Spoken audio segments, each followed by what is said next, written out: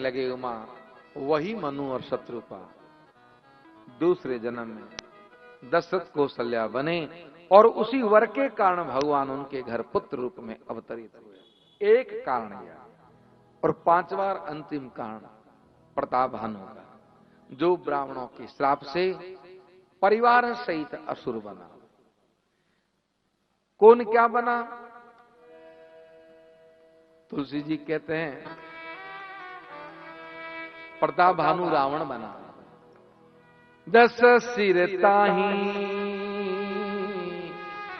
बेश भोज दंडा,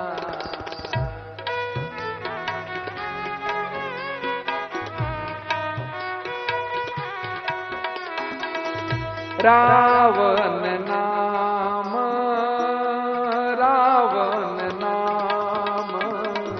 वीर बरी बंदा।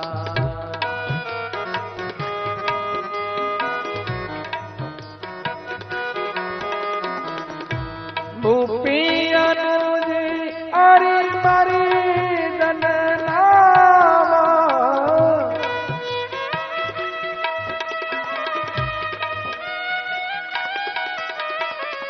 भयमु सुकुम्भ करन बलवाना।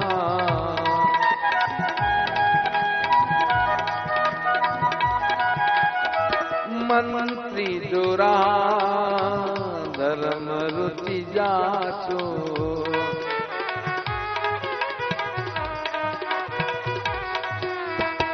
भयभू विमात बंदुल गुतासो।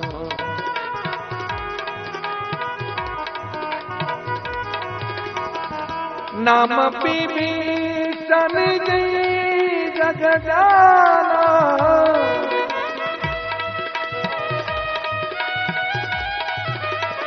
विष्णु भगत विज्ञान निधान।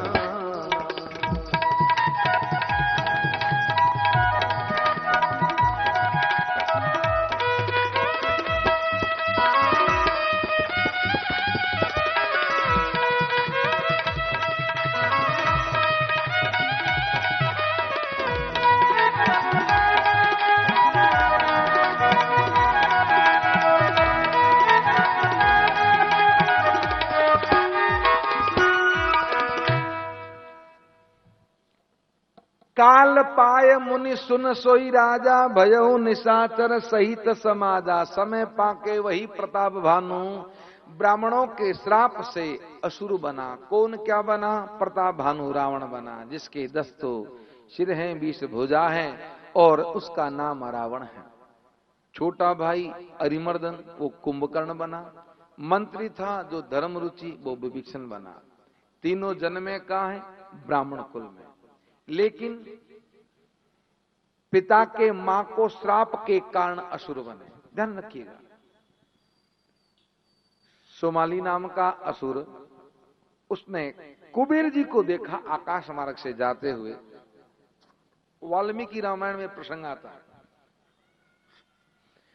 तो कुबेर के स्वरूप को देख के पूछा कि ये कौन है ऐसा भद्र पुरुष?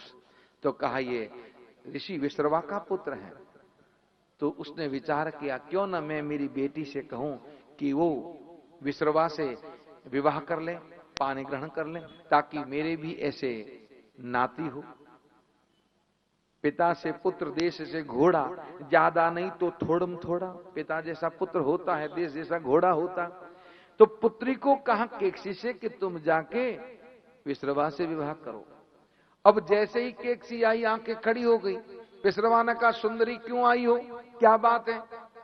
तो केकसी ने कहा कि आप तो ध्यान दृष्टा महात्मा हैं, ध्यान लगा के देख लिए मैं किस लिए आई हूं।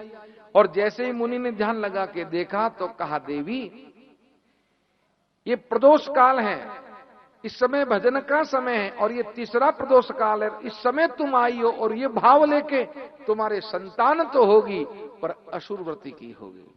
तो कहा आपसे पानी ग्रहण करने के बाद में आपसे अगर संतान प्राप्त हो और वो भी असुर स्वभाव की हो तो फिर आपसे विवाह करने का औचित्य क्या, कुछ तो कृपा करें।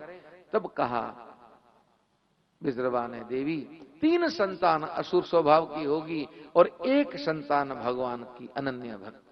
तो रावण, कुंभकर्ण और शूर्पणखा ये तीनों तो असुर और विभीषण भगवान का भक्त हुआ। तीनों भाई बचपन से ही माता पिता से आज्ञा लेके तप करने को आए। रावण, कुंभकर्ण और विभीषण कठोर तप करने लगे। शंकर कहने लगे, उमा मैं और ब्रह्मा जी सबसे पहले हम रावण के पास गए। जाके रावण से कहा, पुत्र वर मांग, क्या चाहिए? रावण ने कहा, हम काहू के मरही न मारे,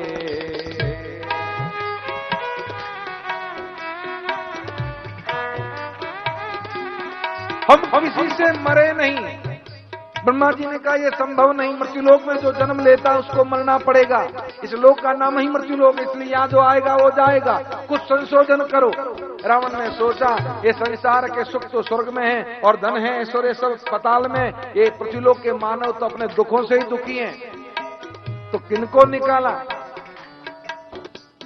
रावण कहने लगा, वानर मनोज जात तू बारे,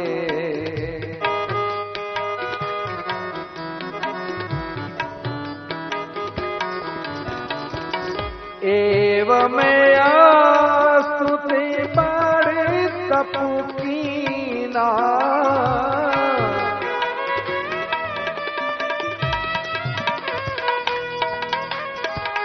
मैं ब्रह्मा मिलते बलदीना।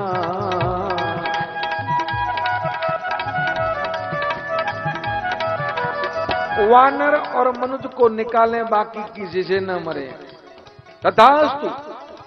शिव ने कहा, मैंने, ब्रह्मा जी ने तुरंत वर दे दिया।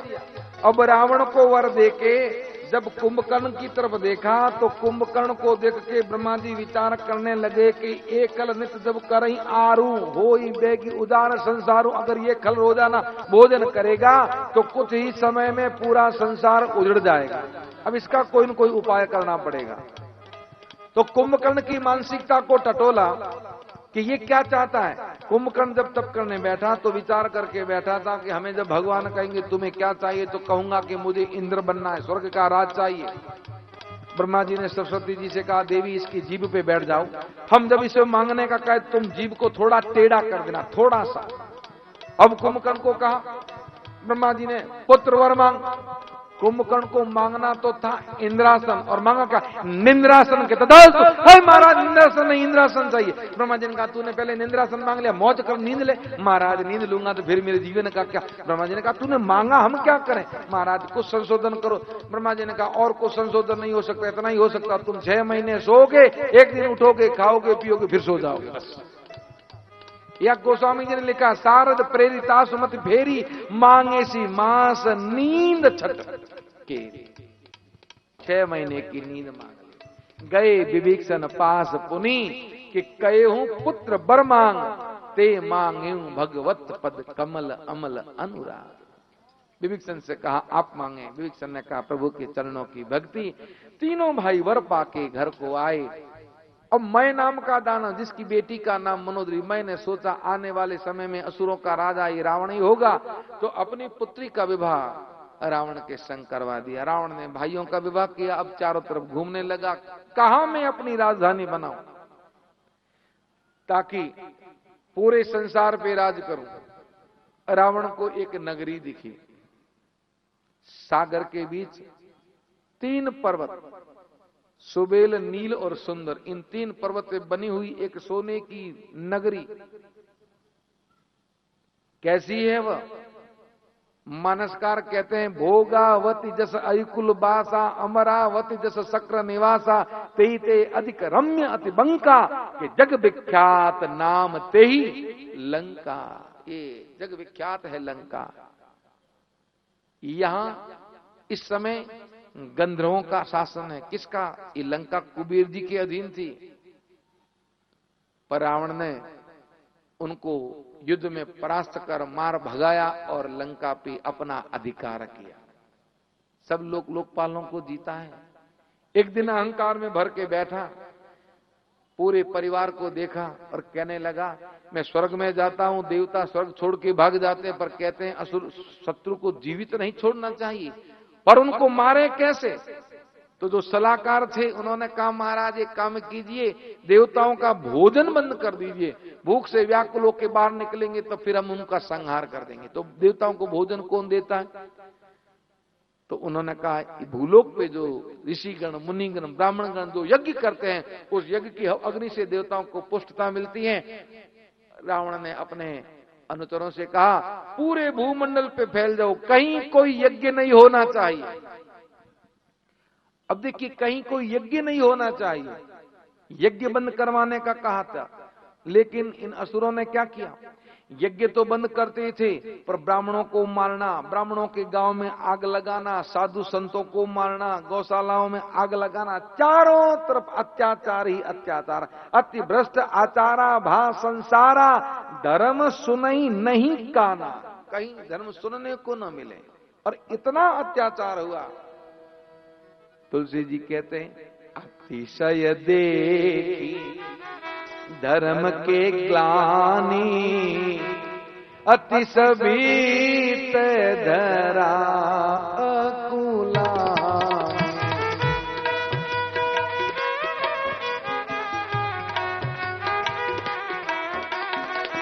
अति सबीत धरा अकुलानी,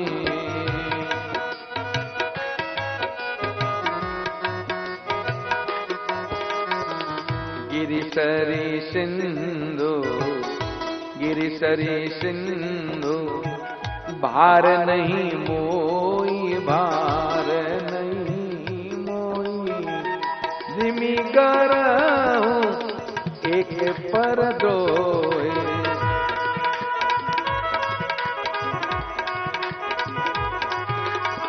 देनो रूप धेनु रूप, धरी हृदय विचारी, धरी हृदय विचारी, गई ताज सुर मुनि जारी,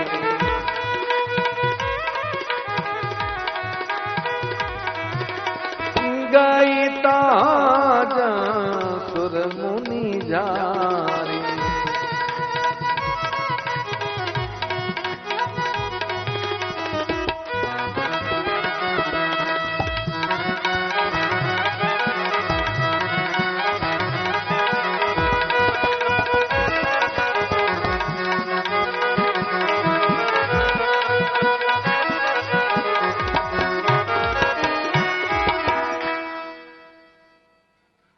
अतिशय देखी धर्म के ग्लानि।